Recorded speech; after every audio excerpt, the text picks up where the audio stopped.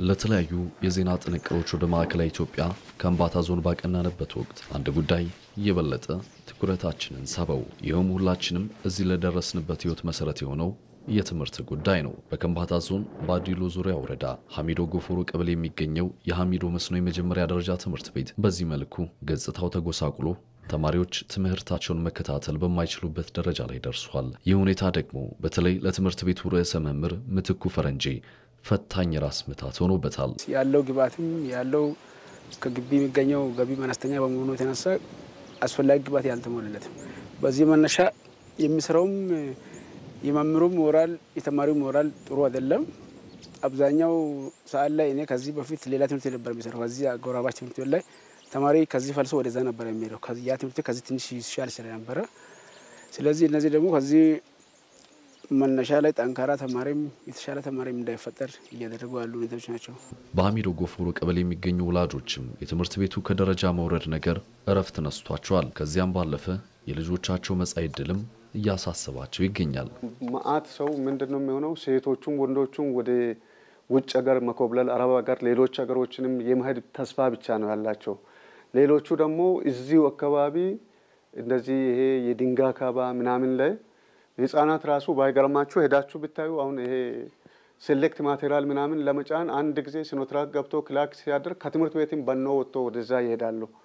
እና ይሄ እንዳይሆን በደንብ መስራት ያስፈልጋል። እዚህ አካባቢ በተለይ በትምህርት ዙሪያ ላይ በደንብ መሰራት ያለበት አካባቢ ነው። በአካባቢው በተለያዩ የልማት ስራዎች እውቅና ያገኘው ሞዴል አርሶ አደር አብነት ዴላሞም ጉዳዩ ትውልድን ማዳን በመሆኑ የሚመለከተው ሁሉ ትኩረት ሊሰጠው ይገባል ይላል። ውዱ መሪያችን የወጡት ይናገራሉ። ሁሌ የወጡበትን አካባቢ እሳቸው ያው ትልቅ ቦታ አይደለም የመጣሁት ከዚህ ቦታ ወጥተን አገር መምራት የሚሉ ሐሳብ አለ። ብዙ ጊዜ ከዚህ ትምህርት ቤት የሚወጡ ልጆች ለዓለም መነጋገሪያ፣ ለአፍሪካ መነጋገሪያ፣ ለኢትዮጵያ መነጋገሪያ የሚሆኑ ዕውቀቶች የሚፈልቁበት ትምህርት ቤት ነው። ያን ለማድረግ ደግሞ ትምህርት በሞራል በደስታ የትምህርት የመቀበል አቅም ኖሯቸው እንዲማሩ ተማሪዎችን ከዚህ አፈር ላይ እናንሳ የሚል ሐሳብ ነው ያለኝ። ሲግማ ቱኤስ ሲግማ አንታይቦሊም ቱኤስ ፓይ2ፒዋይ ይህኛው በከምባታ ዞን ዱራሜ ከተማ የሚገኘው በየዓመቱ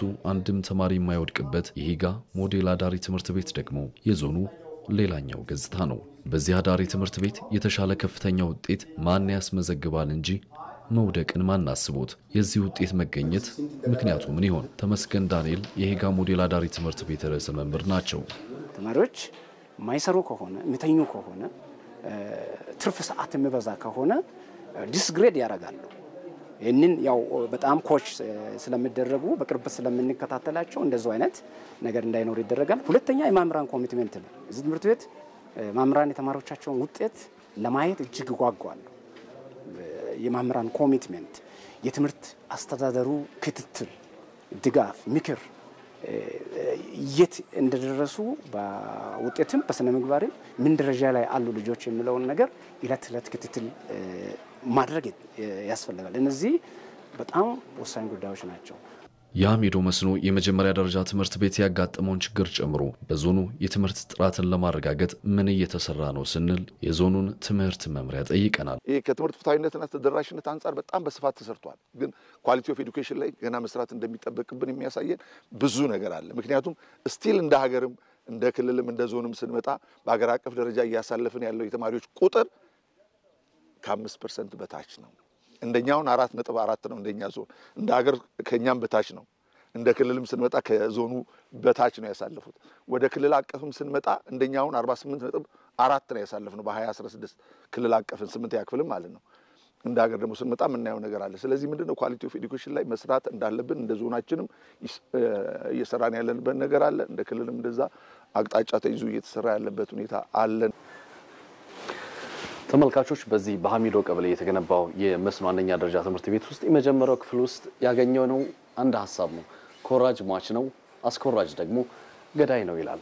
በእርግጥም የሀገራችን የትምህርት ስርዓት በኩረጃ ምክንያት የገባበትን ችግር ለሚያቅሰው ይህ ሐሳብ ትልቅ መሆኑን ለማሰብ አያዳግትም። በእርግጥም በትምህርት ስርዓቱ ያጋጠሙትን ችግሮች ለመፍታት ኩረጃ ማስወገድ አንዱ ቢሆንም እንደነዚህ አይነት ከደረጃ በታች ያሉ ትምህርት ቤቶችን ደረጃ ማሻሻል ለነገ የማይሰጥ ጉዳይ ነው። ለኢቲቪ ዘገባ ዮሐንስ ፍሳ ከአዲሎ ዙሪያ ወረዳ ሀሚዶ ቀበሌ